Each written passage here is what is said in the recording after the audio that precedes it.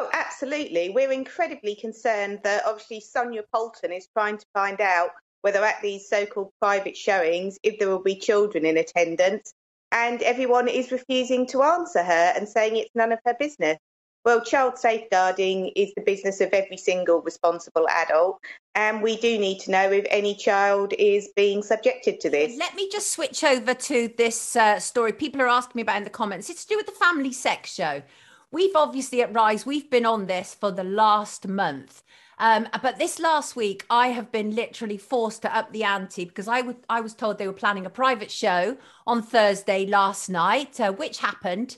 They invited teens from the local theatre college to see it. They were told not to talk about it before or afterwards. So again, secrecy, secrecy.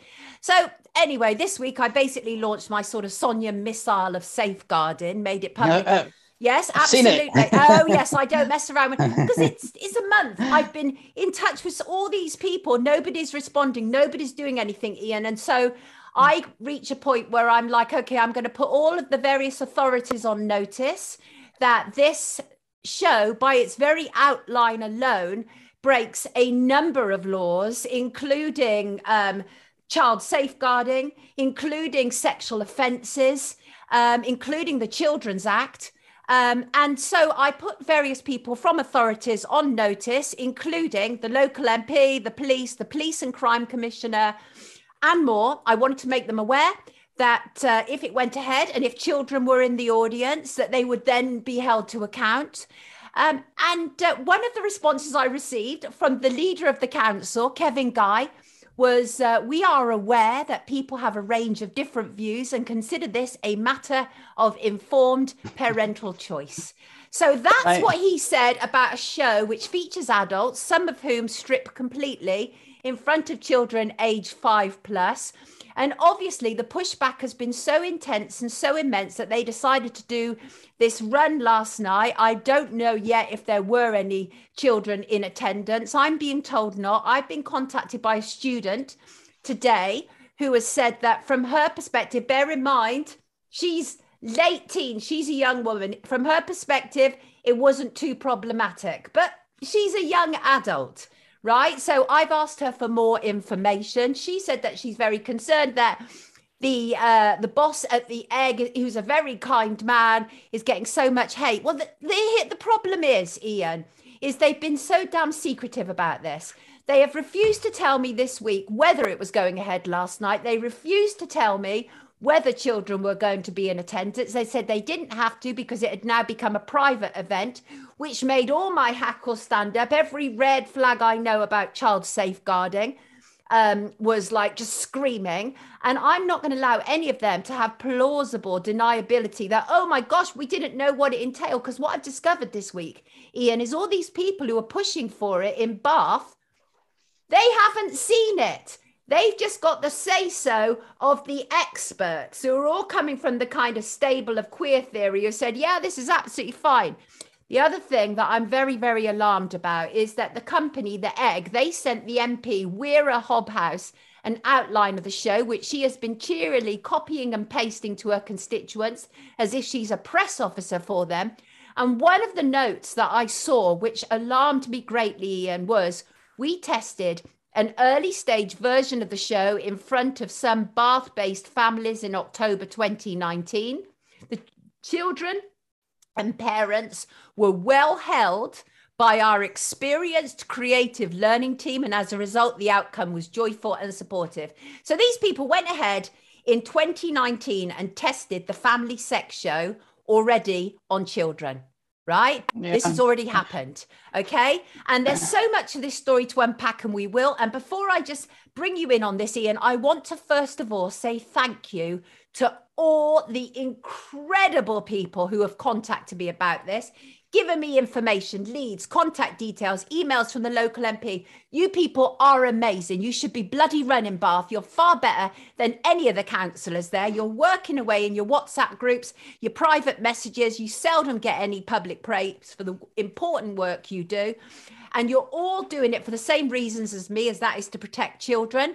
In fact, one of these great women that I've been working with, she held on forever yesterday at Bath's child safeguarding team. She managed to get through finally, only to be told that the phones were on Do Not Disturb.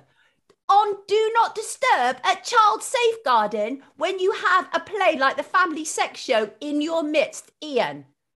I mean, what are your thoughts? I'm so deep in it. I detest it all now, and I detest all the people involved because they're all part of, you know, creating lack of transparency. And I implicate everybody, royalty. So the future king's wife, Camilla, she is a patron of this theatre, the people at the theatre.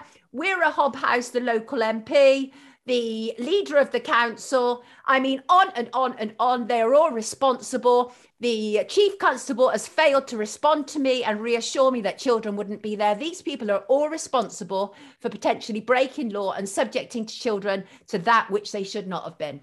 That's my rant, Ian. What would you like to say about this? Well done.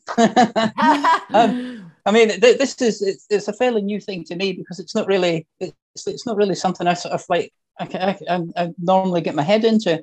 But since you sort of like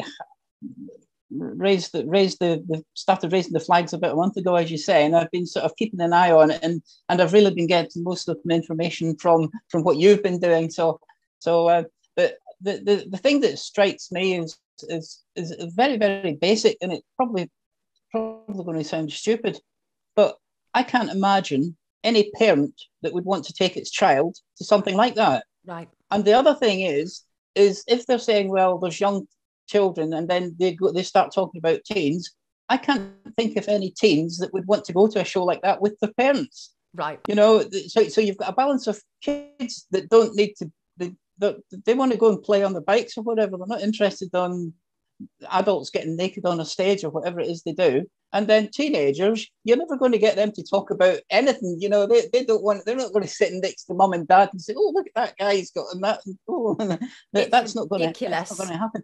So there's some completely unnatural thing all about that. That's just the basic of it. And then the really alarming thing to me is that they don't want to tell people about it. You know, if somebody like you asks a question, I mean, you expect to get an answer. You're entitled to get an answer, you know. Perhaps if Joe Public rang up and they can get fobbed off, but you're not exactly wanting to be fobbed off with anything.